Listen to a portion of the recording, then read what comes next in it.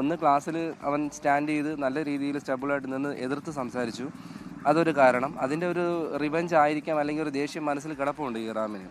അപ്പോൾ അങ്ങനെയൊക്കെ എന്തെങ്കിലും സംഭവിച്ചതായിരിക്കാം. അപ്പോൾ ഇതൊരു അവസരവും കൂടെ കിട്ടിയപ്പോൾ അത് അവർ ഉപയോഗിച്ചു. ഇപ്പോൾ അതിൻ്റെ പേരിലാണ് ഓഫീസ് റൂമിൽ വിളിച്ച് വരുത്തിയിട്ട് മെൻ്റൽ ഹാരാസ്മെൻറ്റ് നടന്നതായിട്ടാണ് ഞാൻ സംശയിക്കുന്നത്. ചേട്ടാ അന്ന് എന്തൊക്കെയാണ് ഉണ്ടായത്? അന്ന് ഞങ്ങൾ അവിടെ കോളേജിൽ പോയപ്പോൾ അവൻ്റെ ക്ലാസ്സിൽ നിന്നുള്ള കുട്ടികളാരും തന്നെ വന്നിട്ടില്ല. ഞങ്ങളവിടെ മോർച്ചറിൽ നിൽക്കുകയായിരുന്നു. കൂടുതലായിട്ടുള്ള ഡീറ്റെയിൽസ് ഒന്നും അവരാരും പറഞ്ഞിട്ടില്ല. ഞങ്ങൾ ഇവരറിഞ്ഞു പോകുന്നത് തലയ്ക്കും ദിവസം 5 മണിക്കുള്ള വാർത്തയിലൂടെയാണ് ഞങ്ങൾ അറിയുന്നത് മരണകാര്യം. അപ്പോൾ പോലും കോളേജിൽ നിന്ന് യാതൊരു തരത്തിലുള്ള വിവരങ്ങളും ഞങ്ങൾ തന്നിട്ടില്ല. ഞങ്ങളിവിടെ നിന്ന് 5 പേര് പോയി പിന്നീടാണ് കാര്യങ്ങളൊക്കെ അന്വേഷിച്ച് അറിയുന്നത് വ്യക്തമായിട്ട്. വകുപ്പ് മേധാവി എന്തൊക്കെയാണ് മകനോട് പറഞ്ഞത്?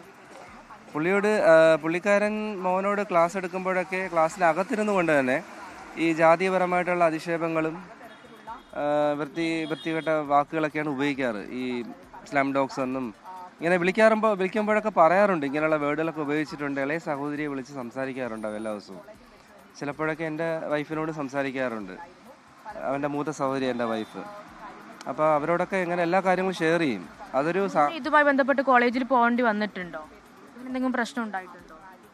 ഒരിക്കൽ എനിക്ക് പോവേണ്ടി വന്നു. അന്ന് ഞാൻ എറണാകുളത്ത് വർക്ക് ചെയ്യുന്ന സമയത്ത് ഞാൻ അവിടെ നിന്നാണ് പോയത്. അന്ന് അതൊരു റാഗിങ്ങുമായിട്ട് ബന്ധപ്പെട്ട ഒരു കേസും പിന്നെ അന്ന് സീനിയേഴ്സിൻ്റെ കുറച്ച് റാഗിങ് ഉണ്ടായിരുന്നു. അപ്പോൾ അത് മാനേജ്മെൻറ്റ് അത് സീനിയേഴ്സിനെ അത് കുറ്റപ്പെടുത്താതെ എന്ത് നടന്നാലും നമ്മൾ കണ്ടില്ല കേട്ടില്ല എന്നുള്ള രീതിയിൽ മുമ്പോട്ട് പോയാൽ മതി. 4 വർഷം മുമ്പോട്ട് പഠിക്കാനുള്ളതാണ്. ആ ഒരു കാര്യം മനസ്സിൽ വെച്ചുകൊണ്ട് കണ്ടില്ല എന്നടിച്ച് പഠിത്തത്തിൽ മാത്രം ഫോക്കസ് ചെയ്ത് പോകാൻ പറഞ്ഞു. മോൻ ആത്മഹത്യ ചെയ്യുന്നു വിചാരിക്കുന്നുണ്ട്? ഒരിക്കലും ഇല്ല. അങ്ങനെ ചെയ്യണമെങ്കിൽ മുംബൈ ചെയ്യണമായിരുന്നു. അത് ഇവിടെ നിൽക്കുമ്പോൾ തന്നെ നാട്ടിൽ നിന്ന് അതിന് ഈ കണ്ണൂർ പോകേണ്ട ആവശ്യമില്ലായിരുന്നു. ഇതവരുടെ ഡ്രീമായിരുന്നു. അപ്പോൾ 4 വർഷം +2 കഴിഞ്ഞ് 4 വർഷം ഇതിന് വേണ്ടിയിട്ട് ഉറക്കൊഴിച്ച് പഠിച്ചതാണ്. അതും ഈ സീറ്റിന് വേണ്ടിയിട്ട്. പ്രതീക്ഷ അല്ല കിട്ടിയത്, എന്നാലും ഞാൻ പറഞ്ഞു പോവാൻ. നമ്മളെല്ലാവരും ഫോഴ്സ് ചെയ്തവനെ. ഡെൻ്റൽ ആണെങ്കിൽ അതും MBBS ആണല്ലോ, പോയി പഠിക്കട്ടെ എന്ന് പറഞ്ഞ് ഞങ്ങൾ തന്നെയാണ്.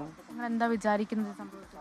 ഇത് സ്റ്റാഫിൻ്റെ റാഗിങ്ങാണ് നടന്നിരിക്കുന്നത്. ഞാൻ ആദ്യം സംശയിച്ചത് സീനിയേഴ്സിൻ്റെ എന്തെങ്കിലും ഇടപെടലുണ്ടോ എന്നുള്ളതാണ്, സീനിയർ സ്റ്റുഡൻസിൻ്റെ. അപ്പോൾ അങ്ങനെയൊന്നും അല്ല നടന്നിരിക്കുന്നത് അവിടെ.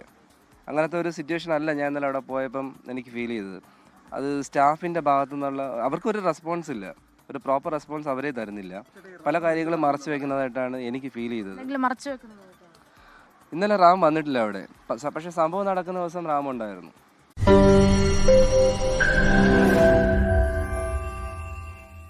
ലോകത്തെവിടെയായാലും ഏത് സമയത്തും 24 വാർത്തകളും ഓഗ്മെന്റഡ് റിയാലിറ്റി പാക്കേജുകളും എക്സ്പ്ലെയിനറുകളും വിശദമായി കാണാൻ ഞങ്ങളുടെ യൂട്യൂബ് ചാനൽ നിങ്ങൾക്ക് സബ്സ്ക്രൈബ് ചെയ്യാം.